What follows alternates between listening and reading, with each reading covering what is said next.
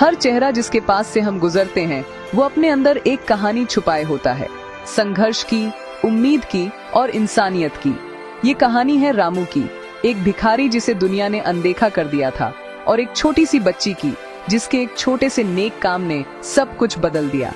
कभी कभी सबसे बड़े सबक सबसे छोटे इशारों से मिलते हैं।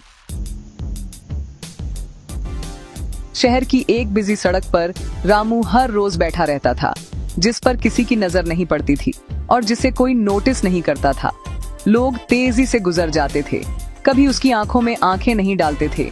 उनकी उदासी शब्दों से ज्यादा लाउड थी। वो अपने फटे पुराने कपड़ों से कहीं ज्यादा था। वो एक ऐसा आदमी था जिसके पास यादें थीं, सपने थे और देखे जाने की चाहत थी। हर दिन वैसे ही खत्म होता था जैसे शुरू हुआ था, अकेलेपन के साथ और इस यकीन के साथ कि अब उसकी कोई अहमियत नहीं रही।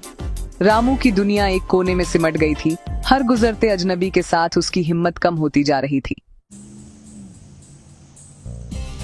एक दोपहर एक छोटी बच्ची रामू के सामने रुक गई। उसकी माँ उसे आगे बढ़ने के लिए कह रही थी, लेकिन उस बच्ची ने भिखारी नहीं देखा, बल्कि एक ऐसा इंसान देखा जो उदास और अकेला दिख रहा था। उसने अपनी पॉकेट में हाथ डाला और रामू को अपनी आधी खाई हुई चॉकलेट बार दी, जो उसकी अपनी सबसे प्यारी चीज थी। ये आपके लिए है, इससे आप खुश हो जाएंगे, उसने मुस्कुराते हुए कहा। उस पल उसने दान नहीं दिया, बल्कि एक कनेक्शन दिया, अपनी खुशी का एक टुकड़ा। दुनिया थम गई और सालों में पहली बार रामू ने सचमुच खुद को देखा हुआ महसूस किया। उसके छोटे से काम ने किसी भी सिक्के से ज्यादा बात कही। रामू के हाथ कांप रहे थे जब उसने चॉकलेट ली। उसके चेहरे पर आंसू बह रहे थे। ये तोहफा नहीं था, बल्कि उसके पीछे की दया थी जिसने सालों के अकेलेपन को तोड़ दिया। छोटी बच्ची की हमदर्दी ने उसकी शर्म मिटा दी, उसे याद दिलाया कि वो अभी भी इंसान है, अभी भी अहमियत रखता है। उसकी माँ उस पल से प्रभावित होकर रामू के कंधे पर धीरे से हाथ रखा। उस रात रामू ने चॉकलेट को एक खजाने की तरह पकड़े रखा। उसके दिल में गर्माहट भर गई। दया के एक छोटे से काम ने उसकी हिम्मत को फिर से जगा दिया था। अगले दिन रामू अपने कोने में लौट आया, बदला हुआ।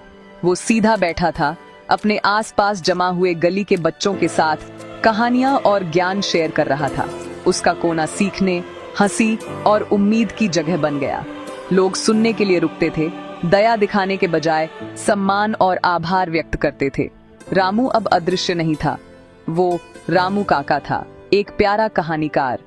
उसे और बाकी सभी को ये याद दिलाने के लिए एक बच्चे की